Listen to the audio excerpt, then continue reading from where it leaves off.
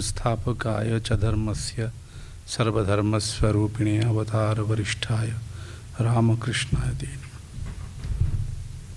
আমরা এই শ্রবণ মনন এবং নিধিধ্যাসন, তার মধ্যে শ্রবণ নিয়ে আলোচনা করছিলাম।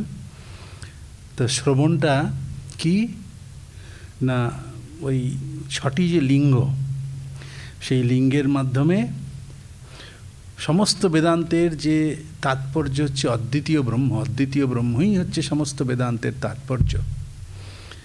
এই তাৎপর্যের অবধারণটাই হচ্ছে গিয়ে শ্রবণ, সেটা আমরা আগে আলোচনা করেছি। তো সেখানে উপক্রম, উপসংহার, অভ্যাস, অপূর্বত্ব, প্রয়োজন, অর্থবাদ এবং উপপত্তি, 6টা হচ্ছে লিঙ্গ। এগুলো সব আমরা আলোচনা করছিলাম। উপক্রম এবং উপসংহার এই দুটো মিলিয়ে একটা লিঙ্গ। তারপরে অভ্যাস, অপূর্বত্ব এবং প্রয়োজন, এই 4টে আমরা আলোচনা করেছি। আজকে অর্থবাদ এবং উপপত্তি, এই বাকি থাকলো এই দুটো লিঙ্গ, এটা নিয়ে আলোচনা হবে। তা আমরা আগেই বলেছিলাম, অনেক দিন পরে আবার হচ্ছে বলে সূত্রটা একটুখানি জাস্ট ঝরিয়ে দিচ্ছি, যে শ্রবণ মানে এই সমস্ত বেদান্তের যে তাৎপর্য, যে অদ্বিতীয় অদ্বয় যে ব্রহ্ম, সেটাই সমস্ত বেদান্তের তাৎপর্য। এক ব্রহ্মই আছেন, আর কিছু নেই বাস্তবে। এইটি হচ্ছে এইটা বোঝা, এইটি হচ্ছে এর এই তাৎপর্যের অবধারণ। এই সমস্ত বেদান্তে এইটাই বলা হচ্ছে যে এক ব্রহ্মই শুদ্ধ ব্রহ্ম আছেন, আর কিছু সৎ নেই। এইটাই হচ্ছে সমস্ত বেদান্তের তাৎপর্য। এইটা বোঝা বেদান্ত বাক্য থেকে। তো শুধু শ্রবণ না, একটা জিনিস কিছু শুনলাম আমরা বলে, একটা কেউ বললো আমি শুনে নিলাম, শোনাটা সেই শোনা নয়। যে কথাটা আমি শুনছি সেই কথাটার তাৎপর্য অবধারণ, তাকেই তো আমরা শোনা বলি, তাই না? যে আমরা একটা কিছু কথা বললাম, কেউ এটা বুঝতে পারলো না, বা তার মানেটা যদি বুঝতে না পারে, তাহলে সেটা কি শোনা হলো? শুধু শব্দটা কানে গেল, বা কি লেখা আছে আমি পড়লাম কিন্তু তার মিনিংটা বুঝলাম না, সেটাকে ঠিক পড়া বলে না, তাই না? একটা জিনিস পড়লাম কিন্তু তার মানে বুঝলাম না, কি বলতে চাওয়া হচ্ছে এখানে সেটা যদি না বুঝি, তাহলে সেটা যেমন পড়া নয়, পড়া বলে না তাকে। ঠিক সেই রকম শ্রবণ মানেও শোনা, মানে কি কোনো বক্তা বা কোনো বক্তার যে বিষয়, বক্তব্য যে বিষয়, সেই বিষয়টার অবধারণ না করলে কি বলতে চাইছেন বক্তা, সেটা যদি আমরা না বুঝতে পারি, তাহলে শুধু খালি বক্তার বাক্যগুলো শুনলাম, তাতে কিছুটাকে ঠিক শোনা বলে না। তো শ্রবণ বলতে এইরকম। তো তার মানে কি, এই যে বক্তা কিছু বলেন এবং শ্রোতা যিনি শোনেন, তাহলে বক্তার টার্গেট কি থাকে, বক্তার লক্ষ্য কি, যে আমি যেটা বলছি তার তাৎপর্য যাতে শ্রোতা বুঝতে পারে। আর শ্রোতারও শ্রবণ হচ্ছে সেই শ্রবণই সার্থক, যদি বক্তার বিবক্ষিত বিষয়, বক্তা যেটা বলতে চাইছেন সেটা যদি তিনি বুঝতে পারেন, তাহলে সেটাকে শোনা হলো। আর শোনানোটাও সার্থক হবে যদি সেই শ্রোতা বক্তা তার বক্তব্য বিষয়ের বক্তব্য বিষয় যেটা, তার ভাষণের যে তাৎপর্য, সেইটা যদি শ্রোতাকে বোঝাতে পারেন। এবং সেটা বোঝাবার জন্য যাতে শ্রোতাও তার তাৎপর্য বুঝতে পারেন, বক্তার বচনের তাৎপর্য, এবং বক্তাও যাতে তার বক্তব্য বিষয়টাকে শ্রোতাকে বোঝাতে পারেন, তো তারই কতগুলো কৌশল হচ্ছে এইগুলো। তা এখন এই যে এই শ্রবণ শ্রবণের মধ্যে এইগুলো থাকে, শ্রবণের মাধ্যমে তাৎপর্য অবধারণ করতে গেলে এইভাবে আমরা সেই তাৎপর্য অবধারণটা করতে পারি। এই যে উপক্রম, উপসংহার, অভ্যাস, অপূর্বত্ব, প্রয়োজন, অর্থবাদ এবং উপপত্তি, এগুলোর মাধ্যমে, সেটা আমরা আগেও বলেছি।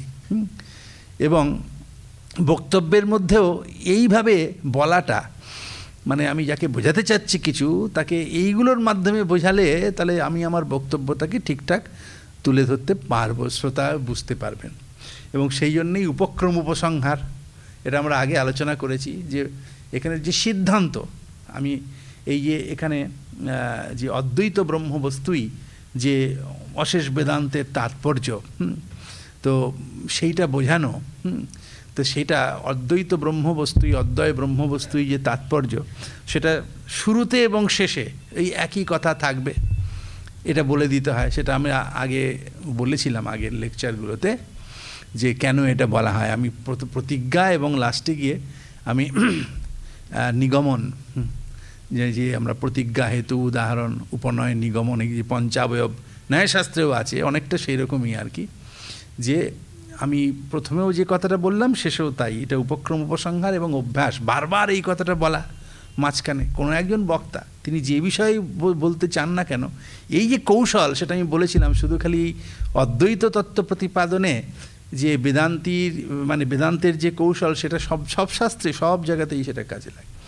যে বক্তব্য বিষয়টার সিদ্ধান্তটা কি সেটা আগেও একবার বলা এবং লাস্টে বলা, এবং মাঝখানে ওই বারবার সেটাকে বলা, স্মরণ করিয়ে দেওয়া, এটাকে হলো অভ্যাস এবং অপূর্বত্ব। মানে এটা বলা যেটা আর অন্য কোনোভাবে জানা যাবে না, এই কথা দিই যে বক্তা যখন কিছু বলেন যে দেখুন ভালো করে শুনুন, কিন্তু অন্য কোথাও এটা শুনতে পাবেন না, বুঝতে পারবেন না, আমার এই কথাটা এর মাধ্যমেই কিন্তু জানতে হবে, তখন সবাই সিরিয়াস হয়, ঠিক আছে আর তো কোথাও এটা কি বলছেন শুনে নি।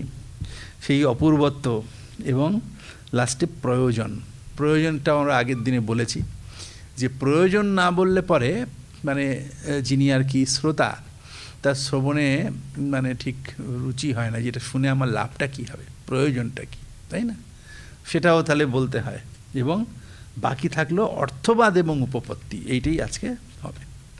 তো বলেছেন যে প্রকরণ প্রতিপাদ্যস্য তত্র তত্র প্রশংসনম অর্থবাদ, এটা বলছেন যে যথা তত্রৈব উত তমাদেশম অপ্রাক্ষ येन অশ্রুতম শ্রুতম ভবতি অমতম মতম অভিজ্ঞাতম বিজ্ঞাতম ইতি অদ্বিতীয় বস্তু প্রশংসনম, এইটা বলছেন যে প্রকরণ প্রতিপাদ্যস্য তত্র তত্র প্রশংসনম অর্থবাদ। তাহলে প্রকরণে যা যা প্রতিপাদ্য, মানে বেদান্তের যে প্রকরণে যেটা প্রতিপাদিত হতে যাচ্ছে, যেটা প্রতিপাদ্য বিষয়, সেই প্রতিপাদ্য বিষয়ের প্রশংসা, সেই প্রশংসাটাই হচ্ছে অর্থবাদ। প্রশংসা কাকে বলে? কোনো বস্তুর গুণকীর্তনটাতে কি প্রশংসা, তার যে মেরিট আছে, তাই না, সেইটাকে বলা, সেটাকেই তো প্রশংসা বলে, তাই না? একজন ব্যক্তি তার প্রশংসা করছেন মানে কি, তার যা মেরিট আছে, যার যা গুণ আছে, যেগুলো ভালো, তার মধ্যে যে সমস্ত সদ্ধর্ম রয়েছে, ভালো গুণ আছে, সেগুলোকে বলা। ইনি খুব জ্ঞানী, ইনি গুণী, সদাশয়, সত্যবাদী, এগুলো সব প্রশংসা করা হয় না? ঠিক সেই রকমই এই যে এখানে প্রকরণ প্রতিপাদ্য কি, যে অদ্বিতীয় ব্রহ্মবস্তু, অদ্বিতীয় বস্তু বলতে অদ্বিতীয় ব্রহ্ম, সেটাই হচ্ছে বেদান্ত শাস্ত্রের প্রতিপাদ্য। তো তার প্রশংসা মানে এইরকমই, তার যে গুণকীর্তন করা আর কি, সোজা কথা মাহাত্ম্য কীর্তন, এইটাই হচ্ছে কি কথা, তার মাহাত্ম্য বলা, এইটাই। এখন সেইটাই হচ্ছে অর্থবাদ, এখানে বলা হচ্ছে সেটাই হচ্ছে অর্থবাদ। যেমন এখানেই সেই ছান্দোগ্য উপনিষদে বলা হয়েছে যে, বলছেন যে যথা তত্রৈব বলতে সেই ছান্দোগ্য উপনিষদে, এখানে সেই ছান্দোগ্য উপনিষদের ছান্দোগ্যে একদম প্রথমে বলেছিলেন, ছান্দোগ্যে ষষ্ঠী প্রপাটকে প্রকরণ প্রতিপাদ্যস্য দ্বিতীয় বস্তু একদম শুরু করেছিলেন, যেখানে উপক্রম উপসংহার বলতে গিয়ে। তো সেই ছান্দোগ্যেতেই আছে না একমেবা দ্বিতীয়ম, এটা আছে। তো সেখানেই প্রকরণ প্রতিপাদ্য হচ্ছে একমেবা দ্বিতীয়ম, মানে এক অদ্বিতীয় ব্রহ্মবস্তুই হচ্ছে প্রতিপাদ্য। সেই প্রতিপাদ্য বস্তুর প্রশংসা করছেন কিভাবে? তার মাহাত্ম্য কীর্তন করছেন। কীরকম বলছেন? যথা তত্রৈব মানে সেই ছান্দোগ্যেতেই, ছান্দোগ্য উপনিষদেই কি বলছেন? উত তমাদেশম অপ্রাক্ষ येन অশ্রুতম শ্রুতং ভবতি অমতং মতম অভিজ্ঞাতম বিজ্ঞাতম ইতি অদ্বিতীয় বস্তু প্রশংসনম। বলছেন যে উত তমাদেশম মানে বলছেন যে গুরু বা শিষ্যকে বলছেন, বা যিনি শ্রোতা তাকে বক্তা বলছেন আর কি। কি বলছেন? যিনি অদ্বৈত ব্রহ্মবস্তুর উপদেশ দিচ্ছেন তিনি বলছেন, কি বলছেন? যে তমাদেশম অপ্রাক্ষ। অপ্রাক্ষ মানে তম অপ্রাক্ষ, তুমি, ত্বম অপ্রাক্ষ, ত্বমটা উজ্জ্ব আছে, তুমি অপ্রাক্ষ, তুমি প্রশ্ন করেছিলে, জানতে চেয়েছিলে। কি জানতে চেয়েছিলে? তম আদেশম, মানে যাকে আমরা বলছি, যাকে উপদেশ করা হচ্ছে আর কি, সেই যাকে উপদেশ করা হচ্ছে, মানে উপদেশের বিষয়, তার মানে সেই অদ্বিতীয় ব্রহ্মবস্তু। তো বলছেন মানে সেই যাকে উপদেশের মাধ্যমে জানা যায়। তম আদেশম, আদেশম মানে উপদেশের মাধ্যমে যাকে জানা যায়, উপদেশের মাধ্যমে যাকে বোঝানো হচ্ছে, সেই অদ্বিতীয় ব্রহ্মবস্তু আর কি, অদ্বিতীয় বস্তু। তম অপ্রাক্ষ, তাকে সেই বিষয়ে তুমি প্রশ্ন করেছিলে। তো কি তিনি কীরকম না বলছেন, येन अश्रुतं श्रुतं भवति अमतं मतं अभिज्ञातं विज्ञातं। এর মানে কি না, येन अश्रुतं श्रुतं भवति, মানে যাকে, মানে येन श्रुतेन, এটা উজ্জ আছে, येन আছে, येन মানে येन श्रुतेन, মানে যাকে শুনলে, যার কথা, যাকে, যার স্বরূপের কথা শুনলে আর কি, সোজা কথা, অশ্রুতম শ্রুতং ভবতি, যার স্বরূপের কথা বা যাকে শুনলে বা জানেই যার স্বরূপের কথা শুনলে আর যা শোনা বাকি আছে সেগুলোও শোনা হয়ে যায়। যাকে শুনলে আর কিছু শোনার বাকি থাকে না, যাকে শুনলে বাকি সব কিছুই শোনা হয়ে যায়। অশ্রুতম শ্রুতং ভবতি, যাকে শুনলে আর যা শোনার বাকি আছে, যেগুলো শ্রুত হয়নি, সেটা শ্রুতং ভবতি, সেটা শ্রুত হয়ে যায়, তাকে শোনা হয়ে যায়। অমতং মতম, ওই ইয়েনটা উজ্জ আছে, মানে ইয়েন মতেন আর কি, ওটা উজ্জ আছে, মতেনটা উজ্জ আছে, মানে যাকে মনন করলে, মানে যিনি, যার মনন করা হলে, যিনি মত হলে, মানে যার মনন করা হলে, অমতং মতম, আর যা কিছুর মনন আমরা করিনি বা তুমি করনি, সেই সব কিছুরও মনন হয়ে যায়। এই হচ্ছে গিয়ে কথা, মানে যাকে মনন করলে পরে আর বাকি কিছু অবশিষ্ট থাকে না, যার মনন করতে হবে এমন কিছু অবশিষ্ট আর যার থাকে না। আর কি বলছেন?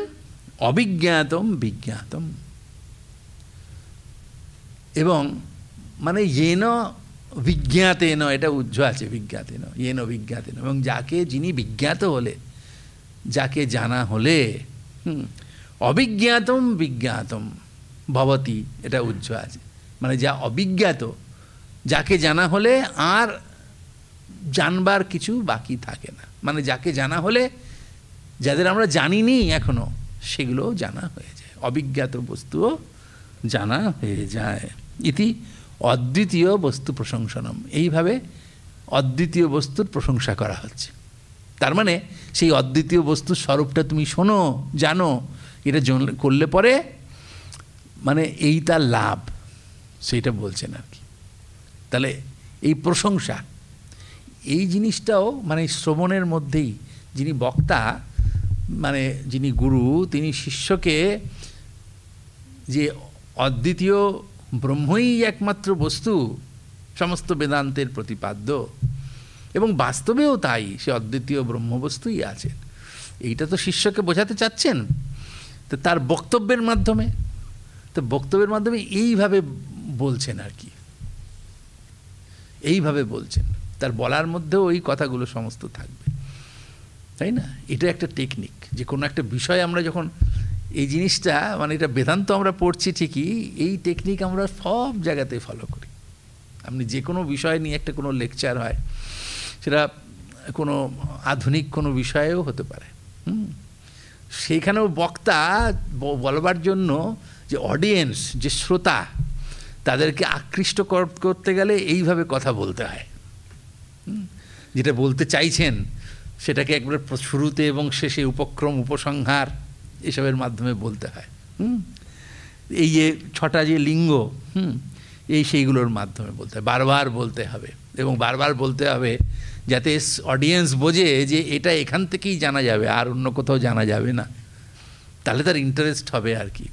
এবং এর ফল কি, এটা জেনে আমার লাভ কি হবে, এটা জেনে কি লাভ হবে। এবং এইটা হচ্ছে আরেকটা কি না, এটা হচ্ছে প্রশংসা। তার ফলটারও প্রশংসা করতে হয়, যে একটা বিশেষ ফল পাওয়ার জন্য আপনি করছেন, যে এটা শুনলে এই লাভটা, এই ফলটা পাবো, বলে এটা পেয়ে আমার লাভ কি? অদ্বিতীয় ব্রহ্মবস্তুই প্রতিপাদ্য হচ্ছে। অদ্বিতীয় ব্রহ্মবস্তুকে জানলে আমার লাভ কি? আপনার বক্তব্য শুনলে পরে আমি অদ্বিতীয় ব্রহ্মবস্তু কী সেটা আমি বুঝতে পারবো। তো অদ্বিতীয় ব্রহ্মবস্তুকে জেনেও আমার লাভটা কী হবে, ওইটার উত্তর দিচ্ছেন, প্রশংসা করে বলতে হয় যে অদ্বিতীয় ব্রহ্মবস্তুকে জানলে আর কিছু জানার থাকবে না, আর কিছু শোনার থাকবে না, তাই না? আমাদের সবসময় কবে থেকে যে আমাদের আকাঙ্ক্ষা আছে আমরা জানি না, আমরা শুধু শুনতে চাই, বুঝতে চাই, জানতে চাই। এই যে জানবার আগ্রহ আমাদের আছে, এক একজনের এক এক রকম দিক, সবার সব বিষয়ে ইন্টারেস্ট নেই, কিন্তু জানবার ইচ্ছা কিন্তু সবারই আছে, কোনো না কোনো বিষয়ে আছেই আছে। তো সেটাই বলছেন যে সেই ব্রহ্মবস্তুকে জানলে আর কিছু জানবার থাকবে না। তাহলে এইটাই হচ্ছে টেকনিক। কিভাবে, মানে শুধু আমি কতগুলো বললাম আর আপনি শুনে নিলেন সেটা নয়, বলবারও একটা টেকনিক আছে, যে তার মধ্যে এইগুলো সমস্ত থাকবে। ছটা, মানে আমার বক্তব্যের মধ্যে এই ছখানা জিনিস থাকবে। কোনো একজন ভালো অরেটর বা কোনো একটা বিষয়ের প্রতিপাদক যিনি, তার ভাষণের মধ্যেও কিন্তু এই ছখানা জিনিস থাকলে তবে শ্রোতা সেগুলোকে ভালো নেয়, ভালো করে সেটাকে বুঝতে পারে। এটা অদ্ভুত জিনিস। আমরা বেদান্ত পড়ছি ঠিকই, কিন্তু আপনারা বুঝে দেখুন যে আমাদের যে শাস্ত্র, সেই শাস্ত্রেতে এই সব জিনিসগুলো শেখাচ্ছে। এই জিনিসটা সব জায়গাতে অ্যাপ্লিকেবল। আপনি যে কোনো বাহ্য বস্তুর প্রতিপাদন করতে গেলেও এই সব জিনিসগুলো লাগবে, এইভাবে বোঝাতে হয়, তাই না? যে কোনো বিষয়ে যারা কোনো একটা কোম্পানির কোনো একটা প্রোডাক্ট, সেটাকে যখন সেল করবার জন্য কোনো লেকচার দেয়, তাদের মধ্যেও এইসব জিনিসগুলো থাকে। হ্যাঁ, যে আপনি যদি করেন তাহলে এইটা পাবেন, তো সেটা পেয়ে লাভটা কি না, এর কতগুলো এইগুলো এফেক্ট আছে, এইগুলোর দ্বারা আপনার এই উপকার হবে, তাই না? এই সমস্ত কথাগুলো তো বলছেন। সেরকম এই মানে অদ্বৈত ব্রহ্মবস্তুকে জানলে তার কি ফল, সেটা তার প্রশংসা করতে হয়, তাই না?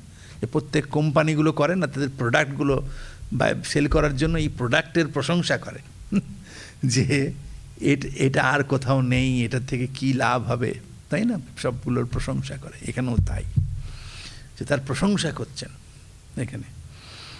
তা বলছেন কি, তাকে জানলে মানে সেই অদ্বিতীয় ব্রহ্মবস্তুকে জানলে আর কিছু জানার বাকি থাকে না, তাকে মনন করলে আর কিছু মনন করবার থাকে না। এবং আমি পেছন থেকে বলছি আর কি, এবং তাকে শুনলে পরে আর কিছু শোনার থাকে না, সব কিছু জানা হয়ে যায়। এবং সেটা কিভাবে হয়, প্রশ্ন হয় যে অদ্বিতীয় ব্রহ্মবস্তুকে জানলে আর বাকি কিছু জানার থাকে না কেন? সেটা না, এর পরেরটাতেই যে উপপত্তির কথা বলছেন, সেখানে অনেকটা স্পষ্ট হয়ে যাবে যে এটা একটা স্বাভাবিকভাবেই না, যে অদ্বিতীয় ব্রহ্মবস্তুকে জানলে আরও তো অনেক কিছু আছে, সেগুলোও জানা হয়ে যাবে কি করে, সেটা এখানে অত স্পষ্ট করলেন না। উপপত্তিতেই দেখবেন সেটা স্পষ্ট হয়ে যাবে, কিন্তু না স্পষ্ট করলে ওই কথার মধ্যেই তো আছে। আমি বলছি যে এই ব্রহ্মই হচ্ছে অদ্বিতীয় বস্তু, তার মানে কি ব্রহ্ম ছাড়া আর কিছু নেই। তো তাকে জানলে বাকি আর কিছু অবিজ্ঞাত আর কিছু থাকবে না, এটা কেন বলছি? কথার মধ্যেই তো স্পষ্ট। এক অদ্বিতীয় ব্রহ্মবস্তু ছাড়া আর যদি কিছু না থাকে, তো তাহলে তাকে জানলে আর কিছু বাকি থাকবে না, এটা স্বাভাবিকভাবেই আছে। অদ্বিতীয় বস্তু বলছি তো, মানে ব্রহ্ম ছাড়া আর কিচ্ছু নেই, তাই না? কাজেই তাকে জানলে আর কিছু থাকবে না জানার, তাই না? সারা হলে যদি একজন লোক এসে থাকেন, তাই না, আর কেউ যদি না থাকে, তা আমি যদি বলি যে এই হলে কারা কারা আছেন, আমি তাদের সঙ্গে একটু মিট করতে চাই, আমি হয়তো হলে ঢুকিনি, তো যিনি এখানে কেয়ারটেকার আছেন, তিনি হলে যে লোকটি আছেন বসে, তাকে আমার কাছে হাজির করলেন। এই যে ওই তো একজন হলো, বাকি আর সবাই বলে ইনি তো, আর তো কেউ নেই হলে, ইনি একাই ছিলেন, কাজে একে জানলেই আর তো কিছু জানবার বাকি থাকলো না, তাই না?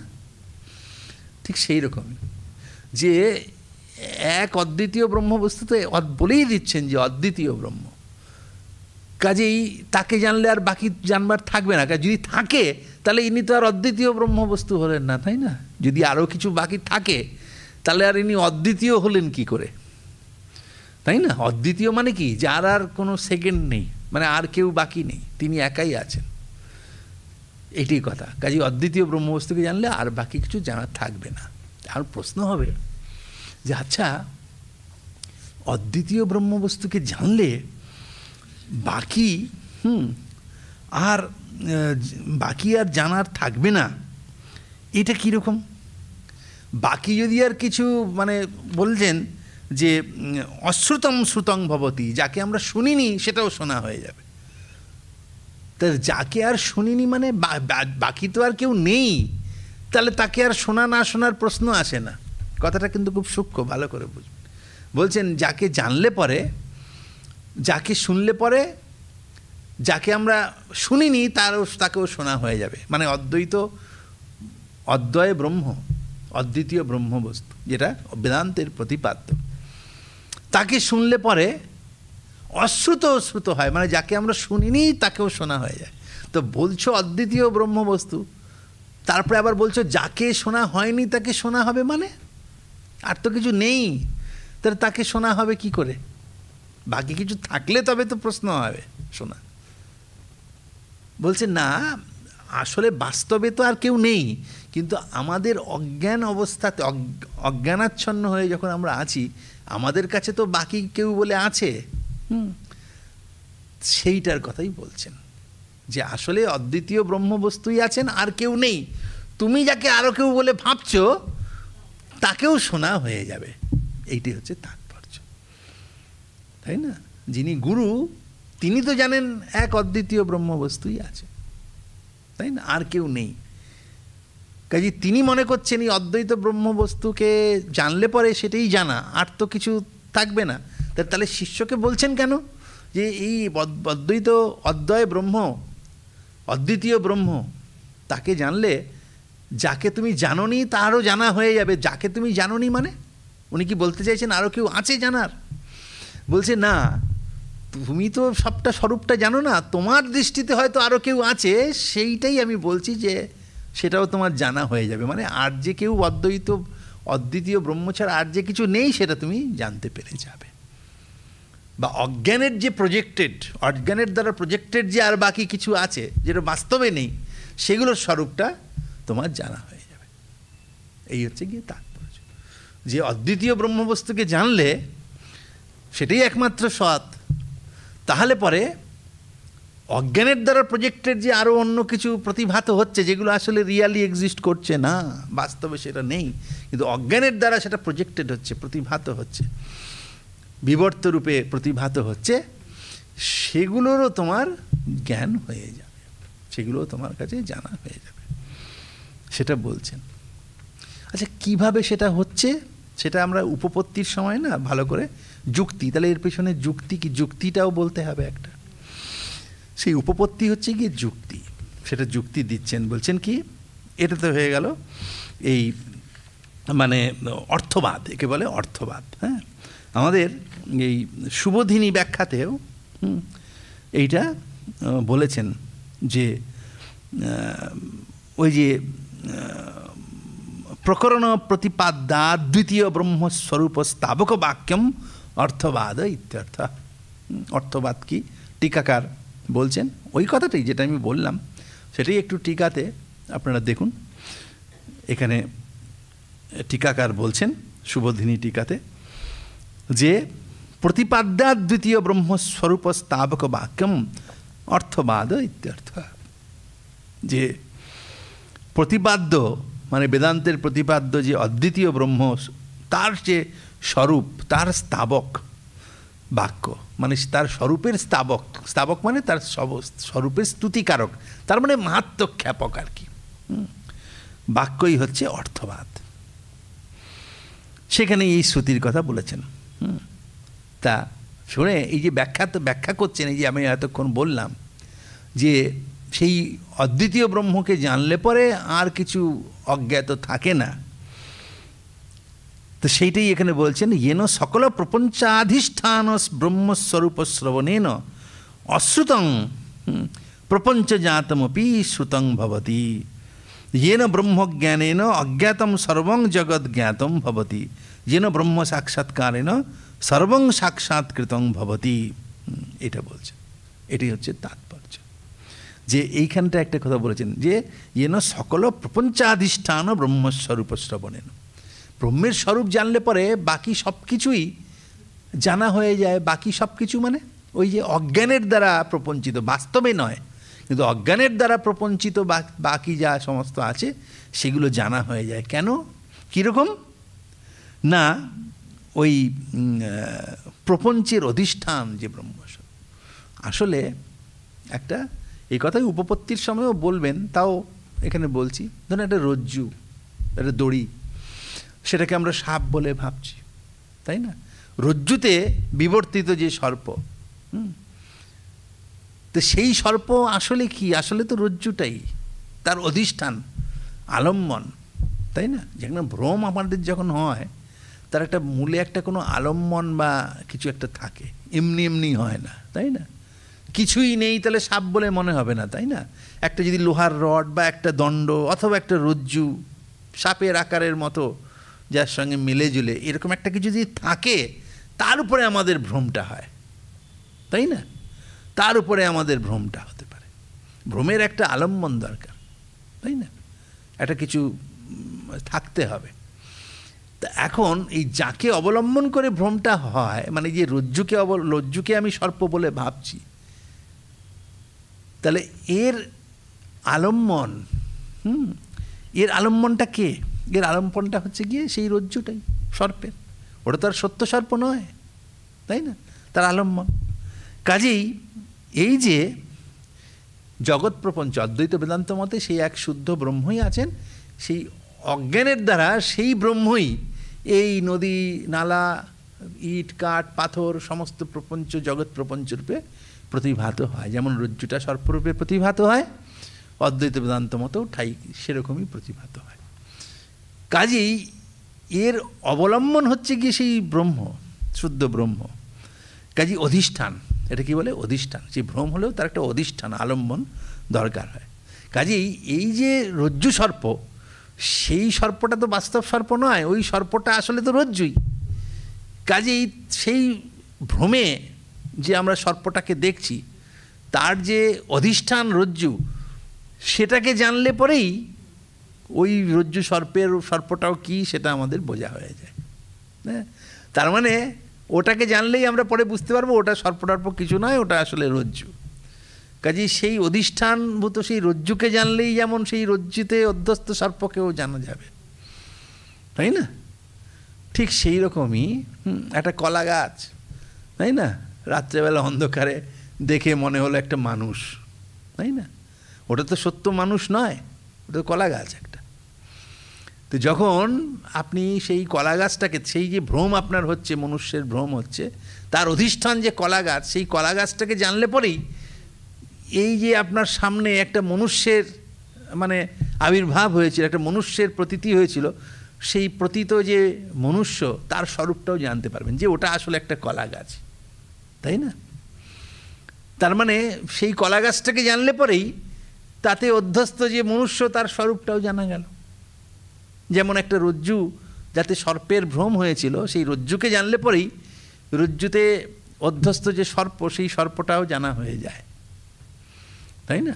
ঠিক সেই রকমই তার মানে ওই রজ্জুতে অধ্যস্ত সর্প বলে আলাদা কিছু নেই, ওটা আসলে রজ্জুই, এইটা জানা হয়ে যায়। এটাই তো ঠিকঠাক জ্ঞান, তাই না? রজ্জুতে বিবর্তিত যে সর্প, সেই সর্পের যে আপনার জ্ঞান হচ্ছে, এটাকে তো ঠিকঠাক জ্ঞান বলে না, তো এটা তো ভুল, তাই না? জানা মানে কি? ঠিক করে জানা। তো সেটা তো ঠিকঠাক জানা হলো না, তাই না? একটা কলা গাছকে আপনি মানুষ বলে ভাবছেন, যে মানুষের যে জ্ঞানটা হচ্ছে এটা কি ঠিক? এটা ঠিক জানা হলো না, তাই না? তো আসল জানা হচ্ছে এর স্বরূপটা জানা।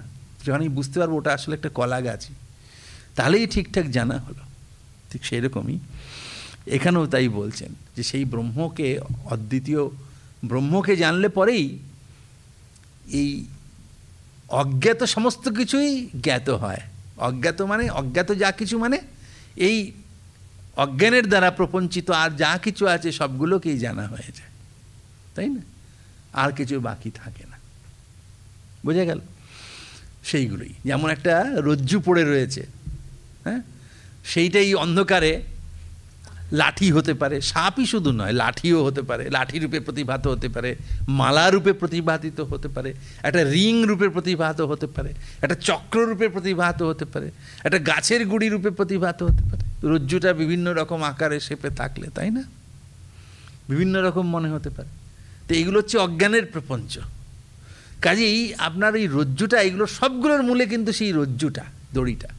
তো সেটাকে জানা হয়ে গেলে, অধিষ্ঠানটাকে জানলে পরে তার মধ্যে যা কিছু সমস্ত অজ্ঞানের দ্বারা প্রজেক্টেড হবে সেগুলো জানা হয়ে যাবে, আপনার আর ভ্রম হবে না। বলে আমি বুঝে গেছি এখানে শুধু দড়ি আছে বাবা, যতই ওই কম কম আলোতে যতই ওটাকে দণ্ডরূপে প্রতিভাত হোক, যত সর্পরূপে হোক বা মালা রূপে হোক, ওগুলো ফালতু, ওগুলো আমি ভুলছি না, এতে আমি পা দেবো না। আমি বুঝতে পেরে গেছি এটা আসলে রজ্জুই, বাকি যা সব বলছো মালা দণ্ড ইত্যাদি এগুলো কিচ্ছু না।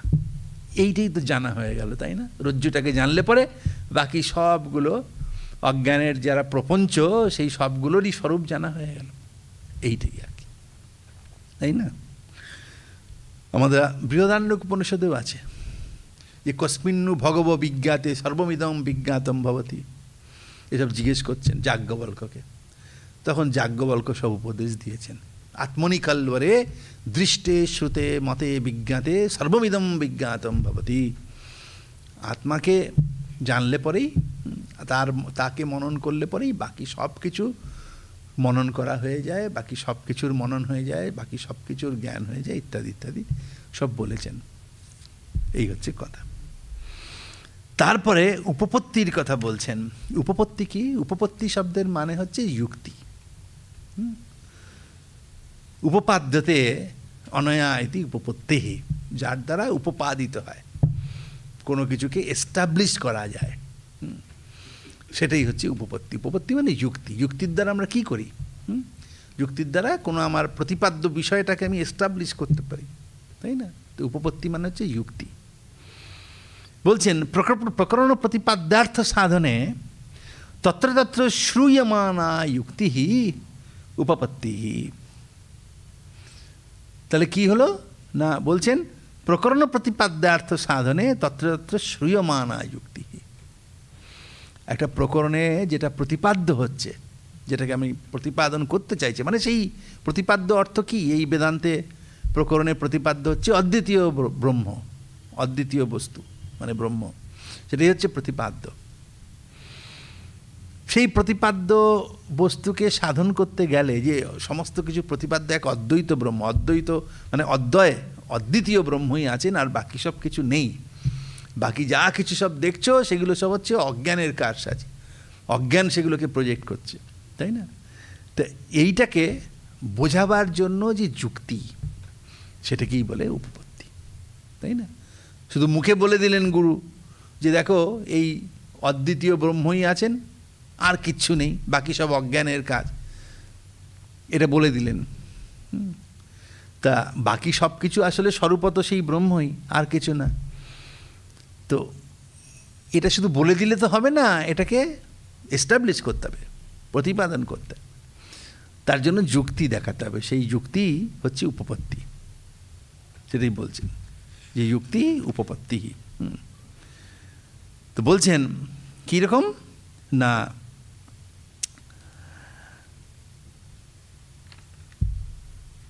যথা তত্র সৌম্যৈকেন মৃৎপিণ্ডেন সর্বং মৃন্ময়ম বিজ্ঞাতম স্যাৎ বাচারম্ভনং বিকারো নামধেয়ম মৃত্তিকা ইত্যেব সত্যম, মৃত্তিকেত্যেব সত্যম ইত্যাদৌ অদ্বিতীয় বস্তু সাধনে বিকারস্য বাচারম্ভন মাত্রত্বে যুক্তি শ্রূয়তে। মাত্র মানে যুক্তি মানে উপপত্তি, শ্রূয়তে যথা তত্র সৌম্যৈকেন। যেমন সেই তত্র বলতে সেই ছান্দোগ্যতেই বলছেন, গুরু বলছেন শিষ্যকে যে হে সৌম্য, একেন মৃৎপিণ্ডেন সর্বং মৃন্ময়ং বিজ্ঞাতম স্যাৎ। বলছেন যে একটা মৃৎপিণ্ড, যুক্তি দেখাচ্ছেন যে এক অদ্বিতীয় বস্তু, তাকে জানলে পরে বাকি সব জানা হয়ে যায়। এ তো বললেন আগে। যুক্তি কি, কিভাবে হয়? বলছেন যে একেন মৃৎপিণ্ডেন সর্বং মৃন্ময়ং বিজ্ঞাতম স্যাৎ। একটা মাটির ঢেলা, মৃৎপিণ্ড মাটির ঢেলা, সেটাকে যদি আপনি ভালো করে বুঝতে পেরে যান যে এটা কি, মাটির ঢেলাটাকে বুঝলেন এটা মাটি, তাহলে সেই মাটি দিয়ে আর যা কিছু আছে, মাটি দিয়ে একটা ঘোড়া বানান, হাতি বানান, একটা ময়ূর বানান, একটা বাড়ি তৈরি করুন, যা কিছু আপনি করছেন সেগুলো সব জানা হয়ে যায়। কীরকম জানা হয়ে যায় না, ওগুলো আসলে মৃন্ময় মানে মাটি, ওগুলো সবই মাটি। একটা মাটির ঘোড়া, সেটা কি আর আসল ঘোড়া? সেটা তো আসলে মাটি। মাটির ঘোড়া, মাটির হাতি, মাটির যা কিছু করুন সব তো আসলে মাটি, এছাড়া আর কিছু না। আপনি ওইগুলো হচ্ছে কল্পনা আমাদের, আমরা কল্পনা করেছি, মাটিকেই একটা শেপ দিয়েছি বা মাটিটাকেই আমরা কল্পনা করছি এটা একটা ঘোড়া। এগুলো সব তো আমাদের কল্পনার মধ্যে আছে, তাই না? আমরা আগে ঠিক করে নিয়েছি যে এরকম এরকম হলে পরে এটা একটা হাতি হলো, তাই না? এটাকে একটা ঘোড়া বলে, এটা এসব তো আমরা কল্পনা করে নিয়েছি, তাই না?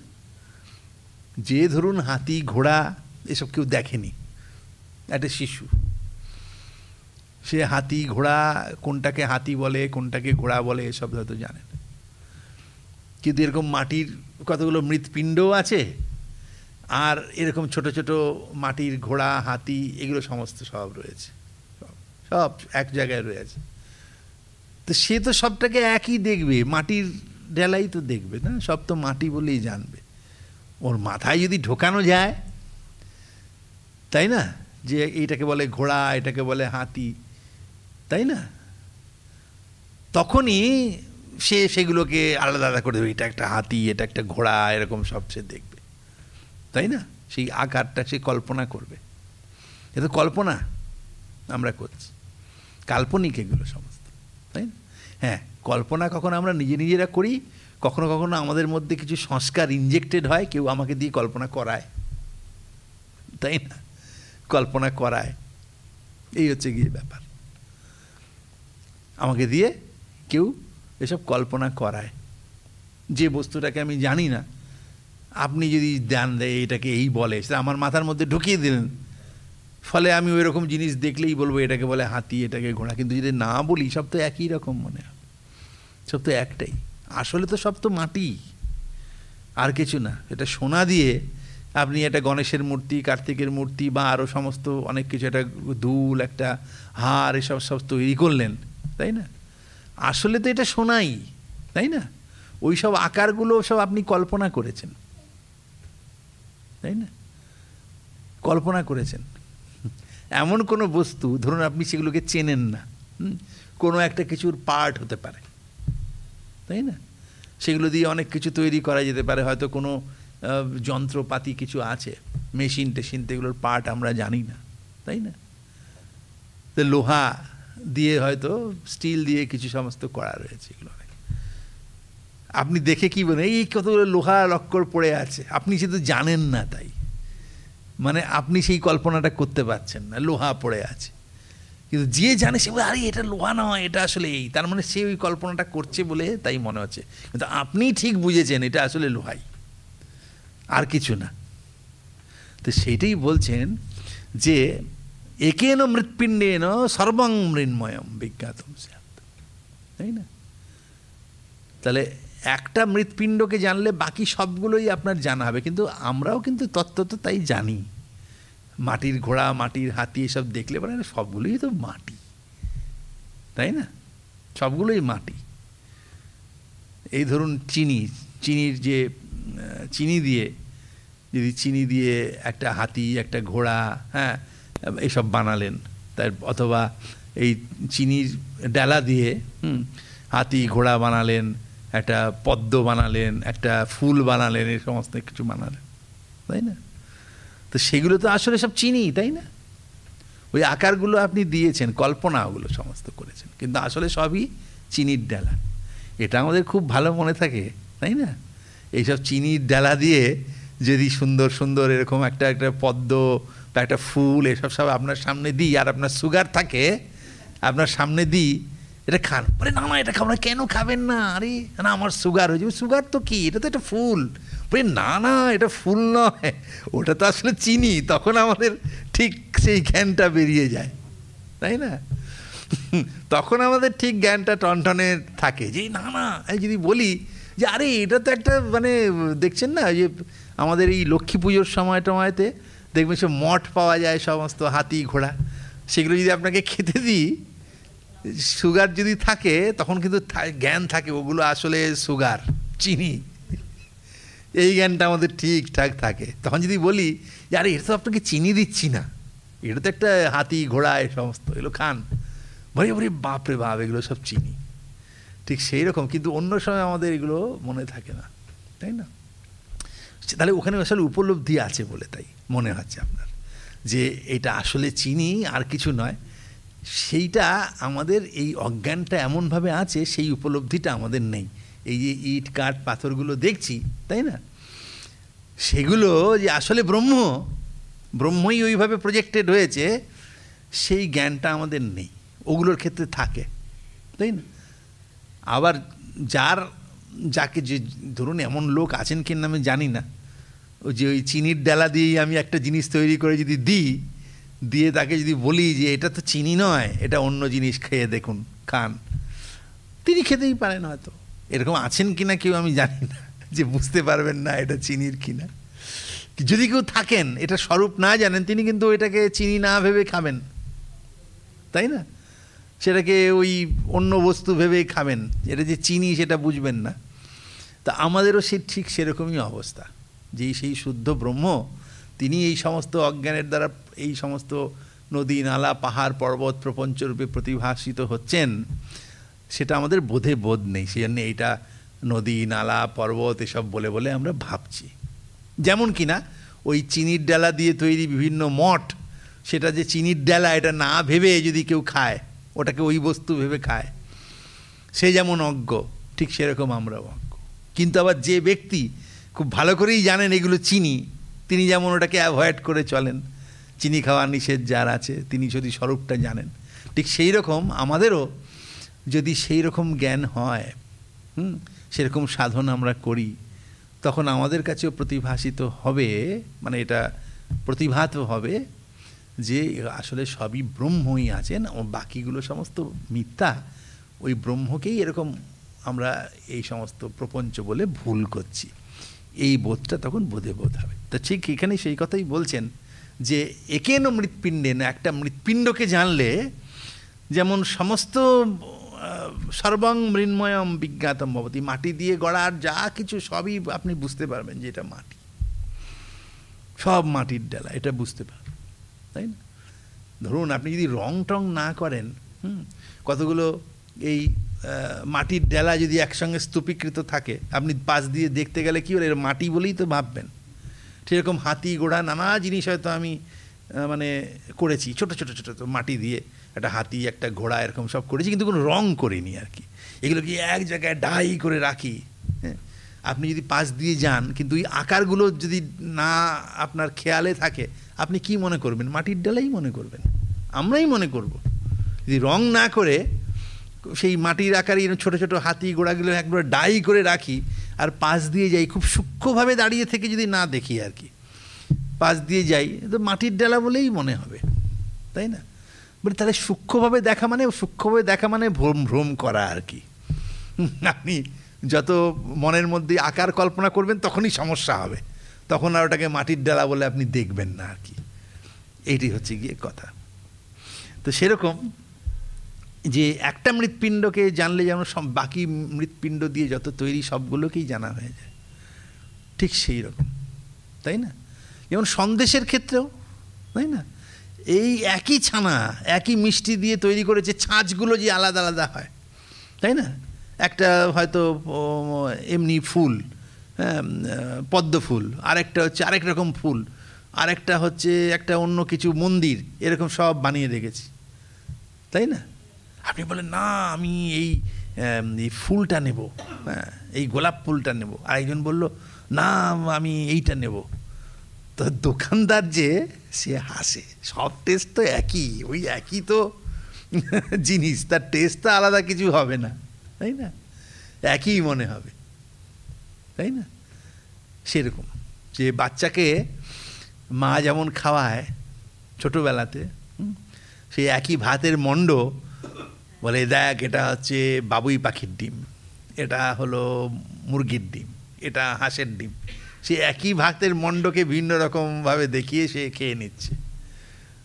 তা আসলে সেই রকমই সেই ছাঁচের সন্দেশগুলো সব আসলে তো একটাই তো জিনিস, সেটাকে আমরা বিভিন্নভাবে খাচ্ছি। তার মানে একটা সন্দেশ মুখে দিলে পরেই ওটা জানা হয়ে গেলে বাকিগুলোরও টেস্ট সব আপনার জানা হয়ে যাবে, ওই একই জিনিস দিয়ে তৈরি করেছে। ঠিক সেই রকম বলছেন যে একেন মৃৎপিণ্ডেন সর্বং মৃন্ময়ং বিজ্ঞাতম স্যাৎ বাচারম্ভনম। এর পরের কথাগুলো খুব ইন্টারেস্টিং, খেয়াল করবেন। বাচারম্ভনং বিকারো নামধেয়ম মৃত্তিকা ইত্যেব সত্যম। বলছেন যে এই যে এই মানে বিকার, এই যে বিকারটা, এই যে আপনি মাটি দিয়ে যে এটা বলছেন এটা হাতি, এটা ঘোড়া, মাটি দিয়ে যে তৈরি হচ্ছে, তাই না? তো এইগুলোকে আমরা বলি কি মৃত্তিকার বিকার বলি আমরা। বলে এগুলো বিকার ঠিক নয়, মাটি তো যেমন আছে আছেই, তাই না? আপনি এটাকে কল্পনা করেছেন যেন সেই মাটিটাই মানে সেটা যেন একটা হাতি ঘোড়া হয়েছে, এই বিকারগুলোকে তো আপনি কল্পনা করছেন। হ্যাঁ, আপনি এটা কি বলছেন যে বিকারও নামধেয়ম, এই বিকার নামধেয়ং বাচারম্ভনম। কাজেই এই যে বিকার, সেই বিকারটা হচ্ছে আসলে একটা নাম মাত্র। এই যে আপনি একটা মাটি দিয়ে একটা হাতি একটা ঘোড়া এগুলো সমস্ত করেছেন, এই যে হাতি ঘোড়া এই সমস্ত করেছেন, সেগুলো হচ্ছে আসলে এইগুলো বিকার যেটা বলছেন এটা আসলে একটা নাম আপনি দিয়েছেন, সেই নামটা আপনি নাম একটা দিয়েছেন, এবং এটা বাচারম্ভনম। বাচারম্ভনম মানে এটা একটা শব্দ মাত্র, তাই না? সেই শব্দের দ্বারা আপনি সেটাকে প্রকাশ করছেন। শব্দাবলম্বন মানে একটা শব্দকে অবলম্বন করে আপনি সেটাকে প্রকাশ করছেন, একটাকে কোনো শব্দকে অবলম্বন করে, যে এটা হাতি, এটা ঘোড়া ইত্যাদি, তাই না? সেই সোনা, সেটা দিয়ে হার করেছেন, দুল করেছেন, আংটি করেছেন, তাই না? তা আসলে তো সেটা সোনাই। তাহলে এই যে আংটি, দুল, হার এগুলো বলছেন, বলে এগুলো একটা শব্দ, এগুলো আসলে সত্য সত্য কোনো বিকার কিছু নয়। সোনা যেমন আছে আছেই, আপনার কল্পনাতে সেগুলো দুল, এই সমস্ত হার এগুলো সমস্ত হয়েছে, এগুলো আসলে একটা নাম, এবং এটা আসলে শব্দ মাত্র, যেগুলোর দ্বারা আপনি প্রকাশ করছেন, আপনার কল্পনাকে প্রকাশ করছেন। সেইভাবে আসলে ওটা সোনাই রয়েছে, তাই না?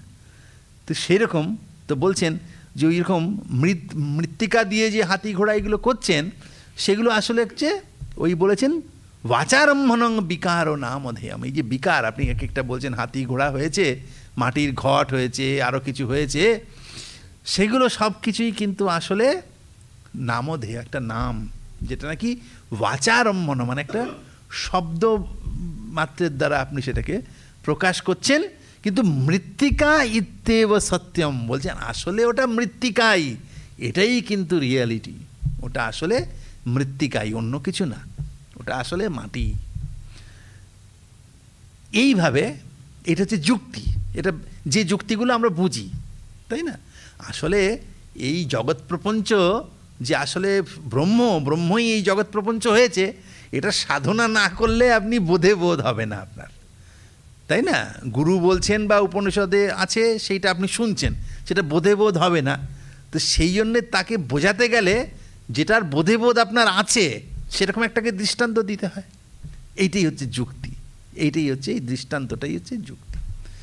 এইটা কিন্তু আমাদের জ্ঞান আছে, এটা আমরা বাস্তবেও জানি যে মাটির ঘোড়া, মাটির হাতি ইত্যাদি সে সমস্ত করেছেন, মাটির ঘোড়া, মাটির হাতি ইত্যাদি সমস্তগুলো করেছেন, সেগুলো আসলে মৃত্তিকাই, তাই না? অন্য কিছু নয়। এটা আমাদের বোধে বোধ আছে, এই জন্য এই দৃষ্টান্তর দ্বারা আমরা সহজে সেটা বুঝতে পারবো। তো শেষ হলে, হ্যাঁ, এটা লেকচার। তো এখন তো এইটাই হচ্ছে গিয়ে কথা, যে মৃত্তিকা ইত্যেব সত্যম, আসলে এটা মৃত্তিকাই, অন্য কিছু নয়, সেটা আমরা জানি, সেই দৃষ্টান্ত দিচ্ছেন। ইত্যাদৌ অদ্বিতীয় বস্তু সাধনে বিকারস্য বাচারম্ভন মাত্রত্বে যুক্তি। ঠিক সেই রকম এই যুক্তিটা আমাদের অদ্বিতীয় ব্রহ্মবস্তুর ক্ষেত্রেও বুঝতে হবে, যে আসলে সেই অদ্বিতীয় ব্রহ্মবস্তুই আছেন, তাই না?